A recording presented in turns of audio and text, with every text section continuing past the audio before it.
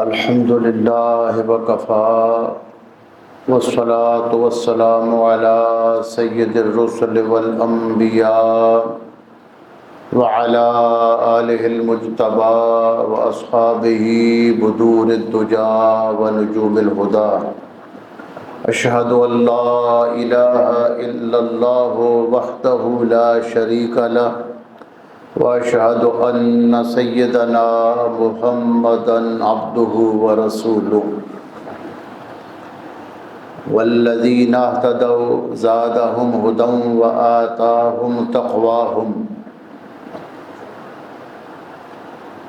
فهل ينظرون الا الساعة ان تأتيهم بغتة فقد جاء أشراطها فأنى لهم إذا جاءتهم ذكراهم فاعلم أنه لا إله إلا الله واستغفر لذنبك وللمؤمنين والمؤمنات والله يعلم متقلبكم ومثواكم صدق اللہ مولانا العظیم وبلغنا رسولہ النبی الکریم ان اللہ وملائکتہ یصلون علی النبی یا ایہا الذین آمنوا صلوا علیہ وسلموا تسلیما اللہم صل علی سیدنا محمد معدن الجود والکرم وعلى آلہ وبارک وسلم اللہم صل علی سیدنا محمد وعلى آل سیدنا محمد الذي ملأت قلبه من جلالك وعينه من جمالك فأصبح فرحا مسرورا مؤيدا منصورا اللہم صل علی سیدنا محمد الفاتح لما اغلق والخاتم لما سبق الناصر الحق بالحق والهادي الى صراطك المستقيم وعلى آله حق قدره ومقداره العظيم رب اشرح لي صدري ويسر لي امري واحلل عقدة من لساني يفقهوا قولي۔ اللہ تعالیٰ کی عنایت کردہ توفیق سے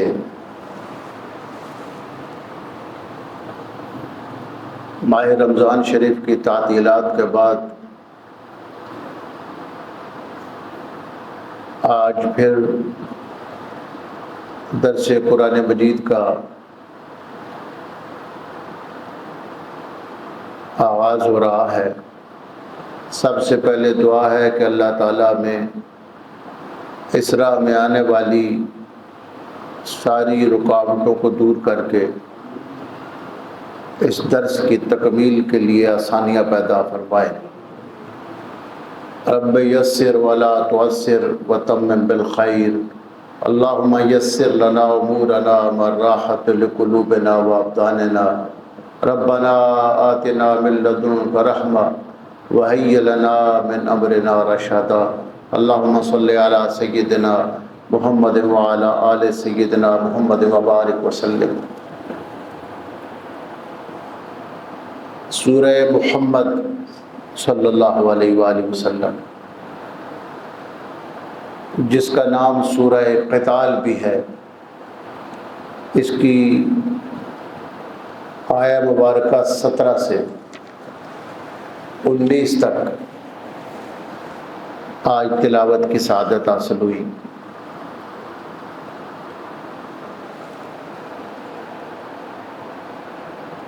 اللہ تعالیٰ نے 16ویں آیت میں کفار کا ذکر کیا کہ ان کی بدعمالیوں کی وجہ سے ان کے دلوں پر اللہ تعالیٰ مہر لگا دیتا ہے،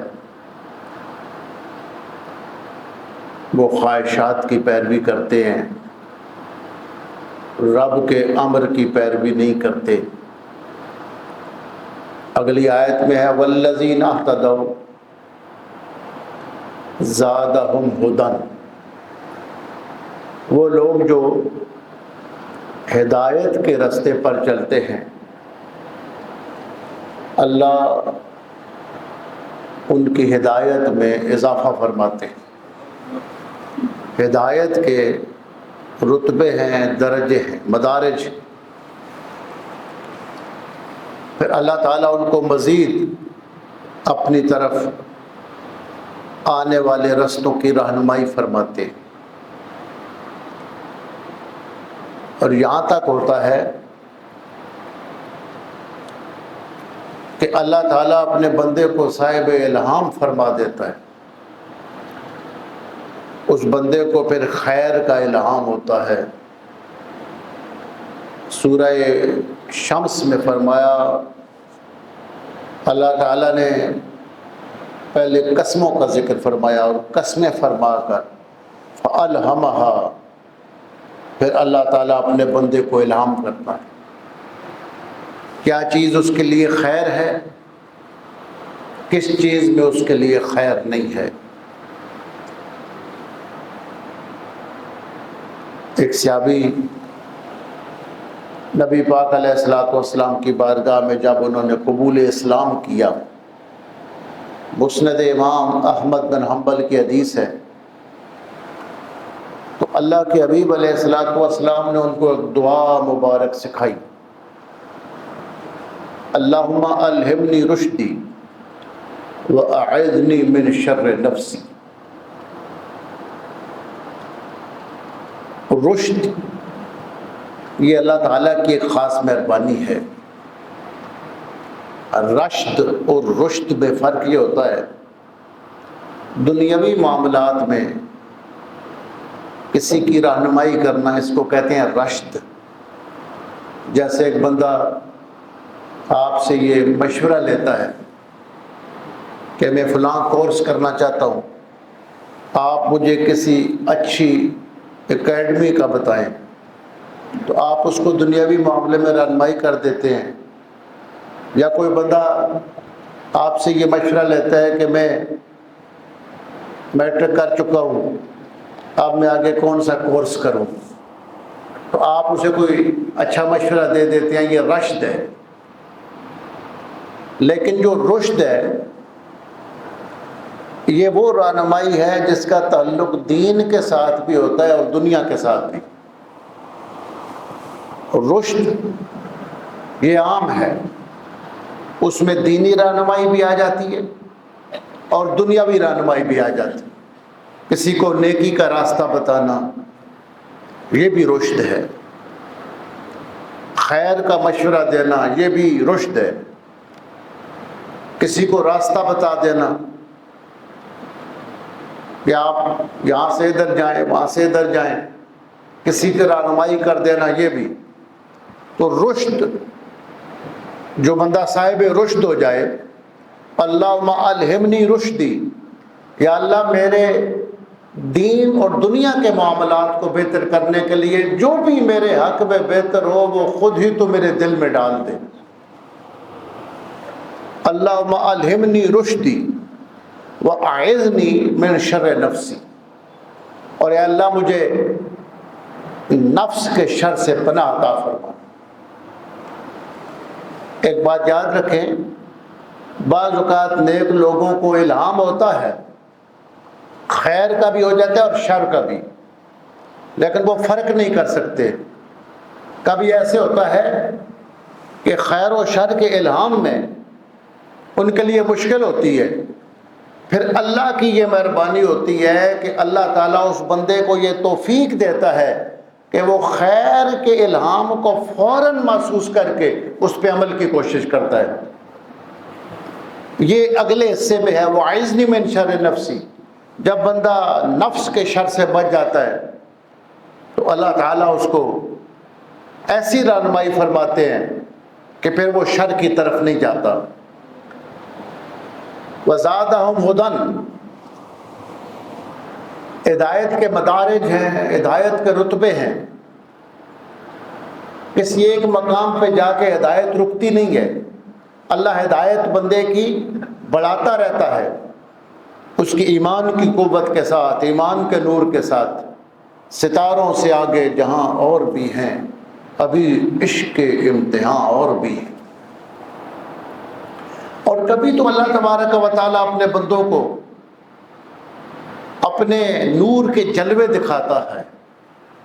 اس مسئلہ میں بعض لوگوں کا اختلاف ہے ان جلووں کے حوالے سے۔ حکیم الامت علامہ اقبال رحمۃ اللہ تعالی علیہ نے جہاں بندہ مومن کی اور اس عنصر خاکی کی تعریف کی ہے، وہاں ایک بڑی خوبصورت بات کی ہے۔ فرماتے ہیں ہے ذوق تجلی بھی اسی خاک میں پنہاں، غافل تو نرا صاحب ادراک نہیں ہے ذوق تجلی بھی اسی خاک میں پنہاں۔ اللہ تعالیٰ کے ایسے بندے ہوتے ہیں جن کو اللہ تعالیٰ اپنے جلووں کی اپنا نور دکھاتا ہے، ان کو ذوق تجلی مل جاتا ہے اور اللہ تعالیٰ ان کو جلووں سے نوازتا ہے۔ یہ ہدایت کے مدارج ہیں۔ وَآتَاهُمْ تَقْوَاهُمْ، اور اللہ ان کو تقوی خود عطا فرما دیتا ہے۔ اللہ ان کو تقوی دیتا ہے۔ حدیث میں ہے، رسول اللہ صلی اللہ علیہ وسلم کی صحیح حدیث ہے، آپ نے دعا سکھائی، اللہم آت نفسی تقواها وزکها انت خیر من زکاها انت ولیها ومولاها۔ یا اللہ مجھے تو خود ہی میرا تقوی عطا فرما دے، مجھے جو تقوی ملنا ہے تو خود ہی عطا فرما دے۔ میں کوشش کروں تو شاید حاصل نہ کر سکوں، لیکن تو اگر عطا فرما دے تیرے لیے مشکل نہیں ہے۔ اللہم آت نفسی تقواها وزکها، اور یا اللہ میرے نفس کا تزکیہ کر دے، رذائل سے، بری عادتوں سے مجھے چھڑا، بری عادتوں سے مجھے آزادی عطا فرما، میری بری عادتیں چھڑوا دے۔ وزکی انت خیر من زکاها انت ولی و مولاها، اے اللہ تو سب سے بہتر تزکیہ فرمانے والا ہے، اور یا اللہ میری جان میرا نفس سب تیرے کنٹرول میں ہے اور تیرے قبضے میں ہے، تو خود ہی میری رہنمائی فرما دے۔ ایک اور صحیح حدیث میں دعا ہے، اللہم انی اسألک الہدی والتقی والعفاف والغنی، اے اللہ میں تجھ سے مانگتا ہوں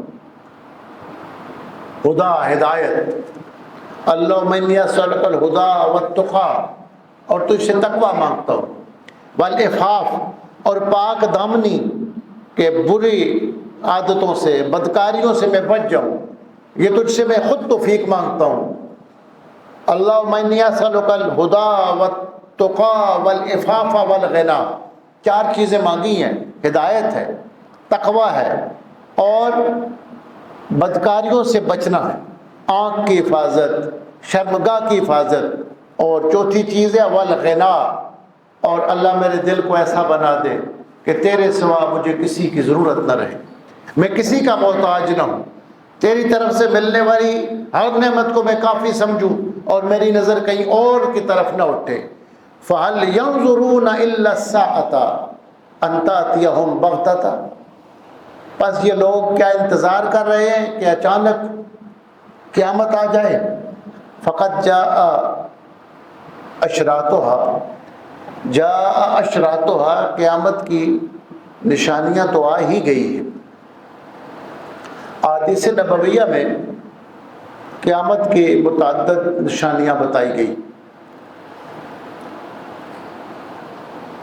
بخاری کی حدیث ہے، رسول اللہ صلی اللہ علیہ وسلم صحابہ اکرام میں بیٹھے ہوئے گفتگو فرما رہے تھے، ایک اعرابی آئے اور انہوں نے عرض کی، یا رسول اللہ صلی اللہ علیہ وسلم قیامت کب آئے گی؟ تو آپ نے فرمایا جب امانتوں کو ضائع کیا جائے گا، امانتوں کو ضائع کیا جائے گا، امانتوں کی حفاظت نہیں ہو، تو اس وقت قیامت کا انتظار کرنا۔ اب اس زمانے میں بھی کئی لوگ تھے جو امانتوں کو ضائع کرتے تھے، تو اس عربی نے فوراً سوال کیا کہ یا رسول اللہ صلی اللہ علیہ وسلم یہ کس امانت کے ضائع ہونے کی آپ بات فرما رہے ہیں؟ یہ کون سی امانت، اس کی صورت کیا ہے؟ یعنی ایک تو ہمارے سامنے ایک عرصے سے اب امانتیں ضائع ہو رہی ہیں، لیکن یہ جو قیامت کی علامت ہے، یہ خاص کوئی امانت ہے جس کو لوگ ضائع کریں گے؟ فرمایا ہاں، امانت اس طرح ضائع ہوگی کہ لوگ کاموں کو نااہلوں کے سپرد کر دیں گے۔ جو بندہ کسی کام کا اہل نہیں ہوگا اس کو اس منصب پر بٹھا دیا جائے گا، رشوت سے، سفارش سے لوگ نااہل لوگوں کو عہدوں پر بٹھا دیں گے۔ اور ایک اور حدیث میں رسول اللہ صلی اللہ علیہ وآلہ وسلم نے فرمایا کہ جس بندے کو اللہ تعالیٰ کوئی عہدہ دے اور وہ اپنے تعلق کی وجہ سے یا کسی رشتے کی وجہ سے وہ عہدہ کسی نااہل کے حوالے کر جائے تو اس نے اللہ کے ساتھ خیانت کی اور مومنین کے ساتھ خیانت کی، اس پر اللہ کی بھی لعنت ہے، رسول کی بھی لعنت ہے، فرشتوں کی بھی لعنت ہے اور مومنین کی بھی لعنت ہے۔ قرآن مجید کی جو آیت ہے ان اللہ یامرکم ان تؤدوا الامانات الی اہلھا، اس کی تفسیر کے اندر یہ احادیث مبارکہ تفصیل کے ساتھ شارحین نے، مفسرین نے ذکر کی ہے کہ آپ عہدے کو نااہل کے سپرد نہ کریں۔ جب عہدے نااہل لوگوں کے سپرد ہو جاتے ہیں اس وقت پھر اللہ تعالیٰ کا غضب آتا ہے۔ آگے ارشاد فرمایا فَاعْلَمْ أَنَّهُ لَا إِلَهَ إِلَّا اللَّهُ فَأَنَّىٰ لَهُمْ إِذَا جَاءَتْهُمْ، اس وقت ان کی کیا حالت ہوگی، ان کو کب سمجھنا نصیب ہوگا، اس کب ان کو نصیحت ملے گی جب قیامت آ جائے گی۔ فَاعْلَمْ، آپ جان لیجئے، یقین کر لیجئے، أَنَّهُ لَا إِلَهَ إِلَّا اللَّهُ، کہ اللہ کے سوا کوئی معبود نہیں۔ بظاہر چونکہ حضور صلی اللہ علیہ وآلہ وسلم کو خطاب ہے، حضور تو پہلے سے جانتے ہیں کہ اللہ کے سوا کوئی معبود نہیں۔ اس سورہ مبارکہ کے اترنے سے پہلے، یہ تو بعد میں سورت اتری، وہ تو اللہ کے نبی اور رسول ہیں، وہ تو جانتے ہیں کہ اللہ کے سوا کوئی معبود نہیں۔ اس لیے اس آیہ مبارکہ کی تفسیر میں شارحین نے، مفسرین نے لکھا دم یا محمد علی انہ لا الہ الا اللہ، آپ جس عقیدے پر ہیں کہ اللہ کے سوا کوئی معبود نہیں، اس عقیدے پر مزید مداومت اور ہمیشگی کو اختیار فرمائیں۔ اور دوسری تفسیر یہ ہے کہ رسول اللہ صلی اللہ علیہ وآلہ وسلم کو سامنے رکھ کے اللہ پاک ان کے ماننے والوں کو حکم دیتا ہے کہ تم اس عقیدہ توحید پر قائم رہو۔ لا الہ الا اللہ، یہ ہر نبی اور ہر رسول کا موضوع دعوت رہا ہے۔ سارے انبیاء اور رسول اس پیغام کو لے کر آئے کہ اللہ کے سوا کوئی معبود نہیں۔ اور اس کلمے کی اتنی فضیلت ہے، سنن کبریٰ امام نسائی رحمۃ اللہ علیہ کے اندر ایک حدیث آتی ہے، دیگر کتب حدیث کے اندر بھی موجود ہے، لیکن سنن کبریٰ کی 7ویں جلد اس کی اسناد قوی ہے کہ حضور صلی اللہ علیہ وآلہ وسلم ارشاد فرماتے ہیں کہ سیدنا موسیٰ علیہ السلام نے ایک مرتبہ اللہ تعالیٰ سے عرض کیا کہ اللہ کریم مجھے کوئی خاص کلمہ بتایا جائے کہ میں وہ وظیفے کے طور پر پڑھوں۔ تو اللہ پاک نے فرمایا موسیٰ پڑھو لا الہ الا اللہ۔ تو حضرت موسیٰ علیہ السلام زیادہ لاڈلے تھے تو انہوں نے عرض کی اللہ کریم یہ تو سارے ہی پڑھتے ہیں، آدم علیہ السلام سے لے کر سارے لا الہ الا اللہ ہی پڑھتے رہے، یہ تو میں پڑھتا ہوں، مجھے کوئی اور چیز بتائی جائے۔ تو اللہ پاک نے فرمایا میرے موسیٰ آپ کیا بات کر رہے ہیں، اگر 7 آسمانوں اور 7 زمینوں کو ترازو کے ایک پلڑے میں رکھا جائے اور دوسری طرف ایک لا الہ الا اللہ کا کلمہ رکھا جائے، یہ 7 آسمانوں اور 7 زمینوں سے زیادہ وزنی ہو جائے گا۔ اور ایک اور حدیث ہے، اور یہ بھی صحیح حدیث ہے، قیامت کے دن ایک بندے کے اتنے زیادہ گناہ ہوں گے کہ اس کے پاس کوئی نیکی نہیں ہوگی، اس کے گناہوں کا پلڑا بھاری ہوگا۔ پھر ایک چھوٹا سا کاغذ ڈال دیا جائے گا نیکیوں کے پلڑے میں، تو نیکیوں کا پلڑا وزنی ہو جائے گا اور اس چھوٹی سی پرچی پہ کلمہ لا الہ الا اللہ لکھا ہوا ہوگا۔ اتنی اس کی فضیلت ہے کلمہ طیب لا الہ الا اللہ کی۔ وَاسْتَغْفِرْ لِذَنبِكَ وَلِلْمُؤْمِنِينَ وَالْمُؤْمِنَاتِ، اس کا لفظی ترجمہ بنتا ہے واستغفر، اور آپ بخشش کی دعا مانگے، لذنبک، اپنے ذنب کے لیے، وللمؤمنین والمؤمنات، اور ایمان والے مردوں اور ایمان والی عورتوں کے لیے۔ اہل سنت کا یہ عقیدہ ہے کہ جتنے انبیاء کرام اللہ کے نبی ہیں وہ گناہوں سے معصوم ہوتے۔ اللہ تبارک و تعالیٰ نے ان کو صغیرہ اور کبیرہ گناہوں سے معصوم رکھا ہوتا ہے، بچایا ہوتا ہے، اس لیے کہ گناہ کا ایک بڑا سبب وہ شیطان ہے جو پھسلاتا ہے، بہکاتا ہے، اور نفس کے اندر بھی خیالات وہی ڈالتا ہے جس کی وجہ سے گناہ ہوتا ہے۔ شیطان نے شروع میں اللہ تعالیٰ سے کہہ دیا تھا کہ اللہ میں تیرے بندوں کو گمراہ کروں گا، تو اللہ پاک نے فرمایا تھا ان عبادی لیس لک علیہم سلطان، جو میرے خاص بندے ہوں گے ان پر تیرا بس نہیں چل سکے گا، وہ تیرے قابو میں نہیں آئیں گے۔ پھر اس نے خود کہا کہ میں تیرے بندوں کو گمراہ کروں گا، الا عبادک منہم المخلصین، لیکن وہ تیرے بندے جو چھوٹے ہوئے ہوں گے، جو میرے شر سے اور اپنے نفس سے چھوٹ جائیں گے، میں ان کو گمراہ نہیں کر سکوں گا۔ تو اللہ کے وہ خاص بندے جن پر شیطان قابو نہیں پا سکے گا، ان میں سب سے اونچا طبقہ اللہ کے نبیوں کا ہے، وہ معصوم ہے، اور بالخصوص سید الانبیاء والمرسلین جناب محمد رسول اللہ صلی اللہ علیہ وآلہ وسلم۔ پھر اللہ تعالیٰ نبیوں کے بعد اولیاء ہیں جن کو اللہ گناہوں سے محفوظ فرماتا ہے۔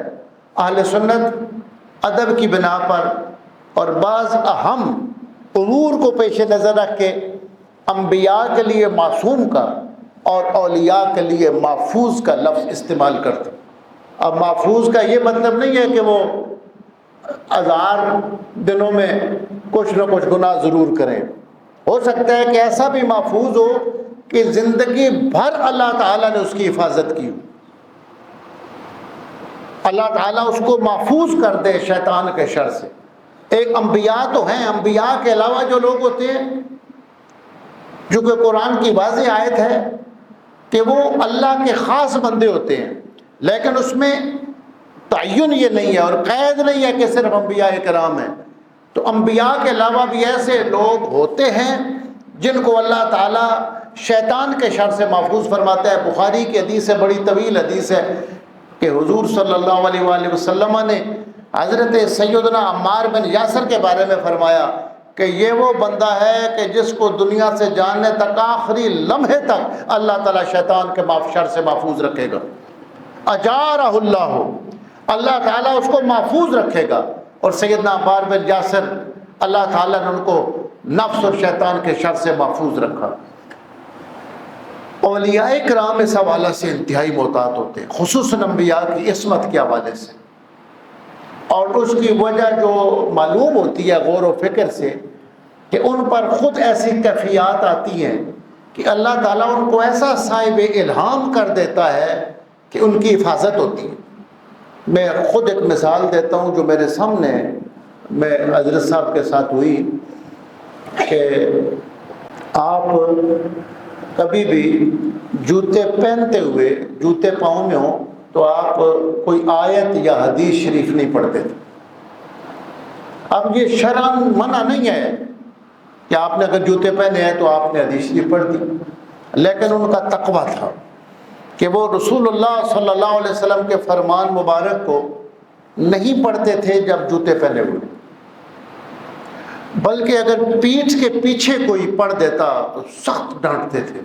اچھی طرح مجھے یاد ہے کہ قاری صاحب ہمارے وہاں خطیب تھے، تو وہ چارپائی کے پیچھے کھڑے تھے، تو بات یہ چلی کہ ربنا لک الحمد یہ پڑھنا زیادہ بہتر ہے یا ربنا ولک الحمد۔ حدیث میں اور بھی دعائیں ہیں لیکن یہ دو مشہور ہیں، ربنا لک الحمد، ربنا ولک الحمد۔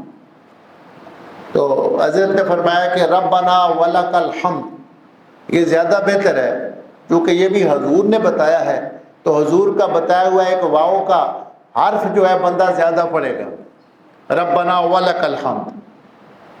تو قاری صاحب پیٹھ کے پیچھے کھڑے تھے تو انہوں نے کہا کہ مشکات شریف میں ربنا ولک الحمد میں نے پڑھا ہے۔ اتنے جلال میں آیا حضرت، فرمایا کہ تمہیں شرم نہیں آتی میری پیٹھ کے پیچھے کھڑے ہو کر رسول اللہ کی حدیث پڑھ رہے؟ تو اسی طرح ایک مرتبہ آپ بیٹھے ہوئے تھے تو آپ کوئی حدیث شریف پڑھنے لگے تو آپ کے ذہن سے وہ روایت اتر گئی، کافی دیر ادھر توجہ فرمائی کہ اب وہ ذہن اور دل کے اندر حدیث شریف نہیں آ رہی، تو نیچے دیکھا تو جوتے پہنے ہوئے تھے، جیسے ہی جوتے اتارے تو وہ حدیث شریف ذہن میں آ گئی۔ میں جو عرض کرنا چاہتا ہوں وہ یہ ہے کہ ایک بندہ پہلے ارادی طور پر اپنے ارادے کے ساتھ جس کام کو برا سمجھتا ہے اس سے خود بچتا ہے، پھر اللہ تعالیٰ کی ایسی حفاظت مل جاتی ہے، ایک ایسا مقام آتا ہے کہ ارادہ نہ بھی ہو تو اس بندے کو جو کام برا لگتا ہو اللہ اس سے اس کی حفاظت فرماتا ہے۔ ارادہ نہ بھی ہو، نیت نہیں بھی، ارادہ نہیں بھی، لیکن پہلے وہ بندہ خود بچتا ہے، پھر اللہ کی طرف سے ایک ایسی حفاظت کی دیوار مل جاتی ہے کہ اللہ تعالیٰ پھر غیر ارادی طور پر بھی اپنے بندے سے وہ کام نہیں ہونے دیتا جس کام کو وہ بندہ ناپسند سمجھتا ہو۔ اگر بعد میں آنے والے امت کے ولیوں کی اتنی حفاظت ہوتی ہے تو اللہ نبیوں کی کتنی حفاظت فرماتا ہوگا۔ اس لیے یہ اہل سنت کا جو عقیدہ ہے یہ دلائل پر مبنی ہے، اور اس کے عقلی نقلی دلائل ہیں کہ اللہ تعالیٰ انبیاء کو محفوظ فرماتا ہے، معصوم فرماتا ہے۔ تو اب حضور علیہ السلام کو جو حکم ہے استغفر لذنبک، آپ استغفار کریں۔ استغفار کا اب عام ترجمہ یہی ہوتا ہے کہ اپنے گناہوں کی معافی مانگو۔ اس آیہ مبارکہ کی تفسیر میں امام شقنیطی ایک بڑے محدث ہوئے ہیں، ان کی 16 جلدوں میں بخاری شریف کی ایک شرح ہے، کوثر معان الدراری فی کشف الخبایا عن البخاری۔ بات تو ایک عام سی ہے، طلباء بھی اس کو جانتے ہیں، لیکن انہوں نے اس کو تفصیل کے ساتھ بیان کیا کہ لفظ ایک ہی ہوتا ہے، بعض اوقات ایک ہی زبان سے وہ لفظ نکلتا ہے لیکن اس کی نسبت ایک طرف ہو تو معنی اور ہوتا ہے، دوسری طرف ہو تو معنی اور ہوتا ہے۔ جیسے اس کی مثال ہے کہ ہم اللہ تعالیٰ سے کہتے ہیں اللہم صلی علی محمد، اے اللہ محمد صلی اللہ علیہ وسلم پر صلاۃ نازل فرما۔ نبی پاک علیہ السلام پر اللہ پاک سے عرض کرتے ہیں کہ اللہ صلاۃ نازل فرما، اور اللہ تعالیٰ خود اپنے حبیب علیہ السلام پر صلاۃ نازل فرماتا ہے۔ اب جب اللہ تعالیٰ صلاۃ نازل فرماتا ہے تو وہاں صلی کا معنی یہ ہوتا ہے کہ اللہ حضور پہ درود نازل فرماتا ہے، وہاں صلی کا معنی یہ ہوتا ہے۔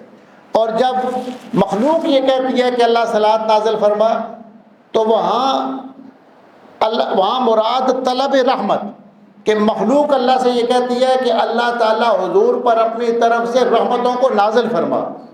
بندہ طلب کرتا ہے، جب بندہ کرتا ہے تو اس میں طلب کا معنی پایا جاتا ہے، جب اللہ کرتا ہے تو اس میں نزول کا معنی لفظ صلاۃ ہی ہے، لیکن اللہ جب بھیجتا ہے تو درود نازل ہوتا ہے، اور ہم جب کہتے ہیں تو اس کا مطلب ہے درود نازل ہونے کی طلب کرتے ہیں اور دعا کرتے ہیں، اللہ سے طلب کرتے ہیں کہ اللہ اپنے محبوب پہ مزید رحمتوں کا نزول فرمائے۔ لفظ ایک ہے لیکن اس کی نسبت جب بدل گئی تو معنی بدل گیا۔ فرمایا یہ غفران ذنوب، گناہوں کی غفران، یہ لفظ ایک ہی ہے، لیکن جب اس کی نسبت مومنین کی طرف ہو تو اس کا معنی اور ہوگا، اور جب اس کی نسبت نبی کی طرف ہو تو اس کا معنی اور ہوگا۔ اب غفران کا معنی کیا ہوتا ہے؟ آڑ بننا۔ غفر کا معنی آڑ ہوتا ہے، اس لیے عرب والے لوگ جو عربی جانتے ہیں یہ جو ہیلمٹ پہنتے ہیں اس کو مغفر کہتے تھے، کیونکہ جب تلوار آتی تھی، جب کوئی اسلحہ آتا تھا تو بندے کی حفاظت ہوتی تھی، بندے کے جسم اور اسلحے کے درمیان ہیلمٹ ایک آڑ بن جاتی ہے، ایک رکاوٹ بن جاتی ہے۔ تو اب غفران کا معنی کیا ہے جب بندے کہ عذاب اس کی طرف آ رہا ہوتا ہے، درمیان میں آڑ آ کر اس کو اللہ کے عذاب سے بچا لیتے۔ بندے کے سزا اور بندے کے درمیان، سزا اور بندے کے درمیان جو آڑ آئے اس کو غفر کہتے ہیں، لیکن یہی جب نبی کی طرف نسبت ہو تو اس کا مطلب یہ ہوتا ہے کہ درمیان میں ایک آڑ آ جاتی ہے نبی کے درمیان اور گناہ کے درمیان، گناہ نبی تک نہیں پہنچ سکتا اور نبی گناہ تک نہیں جا سکتا۔ وَاسْتَغْفِرْ لِذَنبِكَ وَلِلْمُؤْمِنِينَ وَالْمُؤْمِنَاتِ، اور آپ استغفار فرمائیے، اپنے آپ کو گناہوں سے معصوم رکھنے کے لیے اللہ سے دعا کیجئے، وَلِلْمُؤْمِنِينَ وَالْمُؤْمِنَاتِ، اور ایمان والوں کے لیے اور ایمان والیوں کے لیے بخشش کی دعا کیجئے، وَاللَّهُ يَعْلَمُ مُتَقَلَّبَكُمْ وَمَثْوَاكُمْ، اور اللہ جانتا ہے تمہارے چلنے پھرنے کو اور آرام کرنے کی جگہوں کو، اللہ تمہارے حالات سے واقف ہے۔ اس آیہ مبارکہ کی تفسیر میں ایک تو یہ بالکل واضح مطلب ہے کہ اللہ تبارک و تعالیٰ دن کے وقت جو تمہاری مصروفیات ہیں، دن کے وقت متصرفکم لاشتغالکم بالنہار، امام صابی فرماتے ہیں ایک متقلبکم کا معنی یہ ہے کہ دن کے وقت جو تمہاری مصروفیات ہوتی ہیں، جو تم کام کرتے ہو، مصروف رہتے ہو، اللہ اس کو جانتا ہے۔ وہ اگلا لفظ ہے مأواکم، مسواکم، اور رات کو جب تم آرام کرنے کے لیے اپنے بستروں پہ جاتے ہو تو تمہارے رات کی حالات کو بھی اللہ جانتا ہے۔ یہ ایک تفسیر ہے اس آیہ مبارکہ کی۔ دوسری تفسیر یہ کی گئی ہے کہ اللہ تعالیٰ تمہارے ان حالات کو جانتا ہے کہ تم اپنے باپوں کی پشت سے ماؤں کی رحموں تک کیسے منتقل ہوتے ہو، وہ سارے حالات اللہ تعالیٰ کی نظر رحمت میں ہوتے ہیں۔ ایک اور مطلب یہ بیان کیا گیا ہے وَمَثْوَاكُمْ فِي الدُّنْيَا وَفِي الْقُبُورِ، اللہ تعالیٰ دنیا میں بھی تمہارے آرام کے ٹھکانوں کو جانتا ہے اور قبروں کے اندر جہاں تم لیٹتے ہو ان مقامات کو بھی اللہ جانتا ہے۔ امام سخاوی فرماتے ہیں کہ یہاں ایک خاص اشارہ ہے، ارشاد لہم الی مقام المراقبۃ للہ تعالی، اہل ایمان کو یہ رہنمائی کی گئی ہے کہ ہر حال میں ان کو یہ دھیان رکھنا چاہیے کہ ہم سوئے ہوں یا جاگ رہے ہوں، ہم بیٹھے ہوں یا چل پھر رہے ہوں، ہم اپنے بستر پہ ہوں یا مسجد میں ہوں، میدان جنگ میں ہوں یا اپنی تنہائی میں ہوں، ہر حال میں ہمارا رب ہمیں دیکھ رہا ہے۔ اور صوفیاء اس کا مراقبہ کرتے ہیں۔ ہمارے حضرت فرماتے تھے کہ حضرت غوث پاک ایک عرصے تک یہ مراقبہ فرماتے رہے، اللہ حافظی، اللہ ناصری، اللہ ناظری، اللہ شاہد علیہ، اللہ معی، اللہ میرا حافظ ہے، اللہ مجھے دیکھ رہا ہے، اللہ میرا مددگار ہے، اللہ مجھے دیکھنے والا ہے، اور اللہ تعالیٰ ہر حال میں میرے ہر کام پر گواہ بننے والا ہے۔ اللہ حافظی، اللہ ناصری، اللہ ناظری، اللہ شاہد علیہ، اللہ معی، یعنی بندہ مومن کو یہ دھیان پختہ رکھنا چاہیے کہ میرا رب ہر حال میں مجھے دیکھتا ہے۔ اور ہمارے حضرت فرماتے تھے کہ اس سے حاصل کیا ہوگا کہ جس طرح بندہ ایک گناہ کا کام کسی بندے کے سامنے کرتے ہوئے اس کو شرم آتی ہے اور حیا آتی ہے، جب یہ تصور پختہ ہو جاتا ہے، اس کو تصور حیا کہتے ہیں صوفیاء کا، تو جس طرح لوگوں کے سامنے بندہ جرم کرنے سے بچتا ہے، اس سے زیادہ وہ اللہ کے سامنے گناہ کرنے سے بچتا ہے، اس سے زیادہ اس کا یہ تصور پختہ ہوتا ہے۔ لوگوں کے سامنے اگر وہ بدنام ہو بھی گیا تو لوگ کسی کا کیا بگاڑ سکتے ہیں، یہ کیا فائدہ اور نقصان دے سکتے ہیں، لیکن بندہ مومن کا یہ دھیان پختہ ہو جاتا ہے کہ میرا رب ہر حالت میں مجھے دیکھتا ہے، تو یہ تصور پیدا ہو جاتا ہے۔ فرماتے ہیں وَهِيَ أَن يُشَاهِدَ الْإِنسَانُ أَنَّ اللَّهَ مُطَّلِعٌ عَلَيْهِ فِي كُلِّ لَمْحَةٍ وَطَرْفَةٍ وَحَرْكَةٍ وَسُكُونٍ، فرمایا کہ یہاں بندہ اس مقام پہ چلا جاتا ہے جہاں بندہ یہ مشاہدہ کرتا ہے کہ اللہ اس کے ہر حال سے باخبر ہے، ہر لمحہ باخبر ہے، پلک جھپکنے کی دیر میں بھی باخبر ہے، اللہ اس کی حرکتوں کو بھی جانتا ہے، اللہ اس کے سکون کو بھی جانتا ہے۔ اور فرمایا وَهَذَا السِّرُّ وَهُوَ مَعَكُمْ أَيْنَمَا كُنْتُمْ۔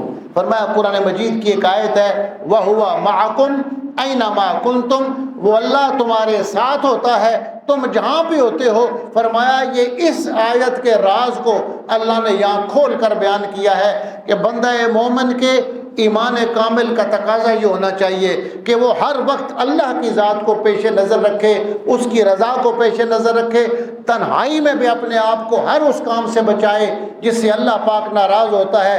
جب یہ مقام ہوتا ہے ہوا مطلب العارفین، فرمایا عارفین کا یہ مقصود ہوتا ہے، وہ اپنے آپ کو اس مقام پر لے جاتے ہیں کہ وہ تنہائی میں بھی بلکہ سوچ میں بھی جرم کو اور گناہ کو نہیں آنے دیتے کہ جس سے اللہ پاک کی ناراضگی پیدا ہوتی ہو۔ وہ سمجھتے ہیں کہ اس کام کے بارے میں ہم سوچیں بھی کیوں جس سے اللہ پاک ناراض ہوتا ہے۔ گناہ کا کرنا تو دور کی بات ہے، اللہ تعالیٰ ان کی سوچوں کی بھی حفاظت فرما دیتا ہے۔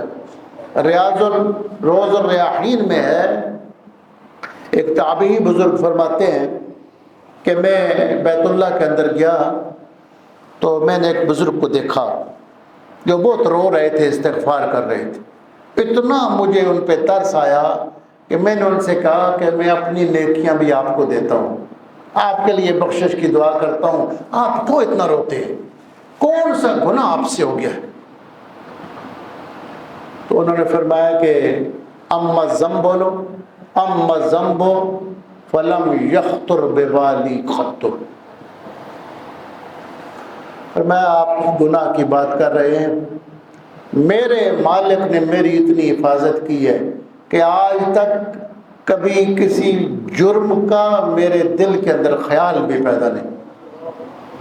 فرمایا پھر آپ اتنے ڈرتے کیوں ہیں، کیوں معافیاں مانگ رہے ہیں؟ فرمایا میں ایک بندے کو جانتا تھا جو حرم کے اندر مفتی تھا لیکن دنیا سے جاتے ہوئے بے ایمان ہو کر مرا، اس لیے اللہ کی بے نیازی سے ڈرتا ہوں کہ اللہ تعالیٰ کی بے نیازی کی ہوا چل جائے، کہیں یہ نعمت مجھ سے چھن نہ جائے۔ ایک اور بزرگ فرماتے ہیں کہ میں حرم شریف کے اندر داخل ہوا تو ایک بندہ اتنا رو رہا تھا اور اللہ سے کہتا تھا اللہ تیرے آسمان کے اتنے ستارے نہیں جتنے میرے گناہ ہیں، اے اللہ تیری ریت کے اتنے ذرات نہیں جتنے میرے گناہ ہیں، درختوں کے اتنے پتے نہیں۔ تو لوگوں نے بھی رونا شروع کر دیا اور وہ بندہ خانہ کعبہ کے غلاف کے نیچے منہ کر کے رو رہا تھا۔ میں نے سوچا کتنا بندہ کوئی گناہگار ہوگا۔ میں نے جب پردہ اٹھایا تو حضرت سیدنا امام زین العابدین رو رہے تھے۔ اللہ کی بارگاہ میں توبہ اور استغفار یہ اللہ کا محبوب عمل ہے، انبیاء یہ کرتے رہے ہیں، صلحاء کرتے رہے ہیں، انبیاء نے اس کی تعلیم دی ہے۔ فرمایا واستغفر، آپ استغفار کیجئے اور اللہ تمہارے حالات کو جانتا ہے۔ رب العزت ہماری حاضری کو اپنی بارگاہ میں قبول فرمائے۔ ایک بار فاتحہ شریف